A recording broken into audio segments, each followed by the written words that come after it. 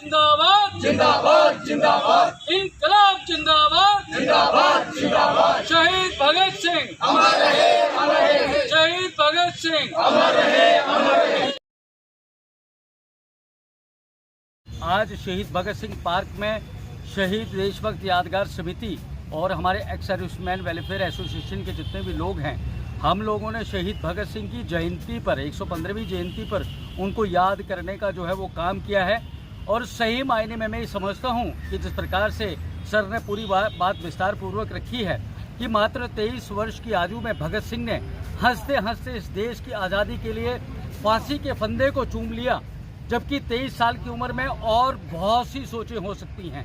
लेकिन ऐसे देश प्रेम की भावना, ऐसा देश प्रेम, इस राष्ट्र के प्रति समर्पित होने का जज्बा जो भगत सिंह ने 23 साल में पाया, मेरे ख्याल से आज की डेट में बहुत मुश्किल है। तो हमारा हर साल भगत सिंह, राजगुरु, सुखदेव, चंद्रशेखर आज़ाद, सुभाष चंद्र बोस से जितने भी लोग जिन्होंने इस देश की आज़ादी में अपने योगदान दिया है, उनको याद करने का मकसद यही रहता है कि जो हमारी नौजवान पीढ़ी है वो इनके बलिदानों को समझे, वो इनकी कुर्बानियों को समझे, वो इनकी जीवनी को पढ़े, वो ये कभी ना महसूस करे कि आज़ादी हमें घर बैठे मिल गई। इस आज़ादी के लिए सैकड़ों, हजारों, लाखों लोगों ने हंसते हंसते प्राणों का बलिदान दिया है, कुर्बानियाँ दी हैं। हम याद रखें, अगर हम ये सब याद रखेंगे तो हम में देश प्रेम की भावना भी जागेगी, हम में राष्ट्र प्रेम की भावना भी जागेगी। और जब कभी भी इस भारत पर कोई टेढ़ी नज़र से देखने का प्रयास करेगा तो मेरे ख्याल से हम ही लोग जिनमें देश प्रेम की भावना है वो एक बड़ी फौज बनकर जो है उसका मुकाबला करने के लिए खड़ी होगी। आज भगत सिंह 115 साल के हो गए।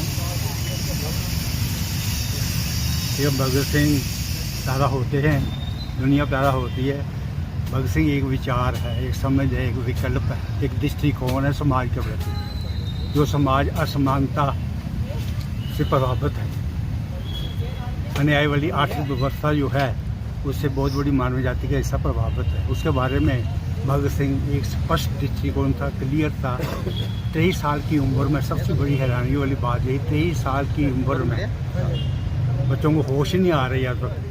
अभी तक हम इतने बड़े हो गए, हमें भी इतनी क्लियर नहीं जितनी के इतने उनके किताब पढ़ने का तरीका, हर किताब पढ़ते थे, नोट बनाते थे, इतना मटीरियल लिखा हुआ था, लेकिन पूरा छप नहीं सका किसी कारण। वो सिर्फ अब जानते ही इस देश में क्या क्या नहीं हुआ, साजिशें भी हुई। जो भी समाज के लिए सही सोचता रहा उसके लिए हमेशा साजिशें हो रही। उन लोगों को खाम खा यानी कि मौत के हवाले किया गया। भगत सिंह को फांसी जो कोर्ट ने निश्चित की थी, उससे 11 घंटे पहले उसको फांसी पर चढ़ाया गया था। कितना बड़ा अन्याय है पूरा विश्व जानता है।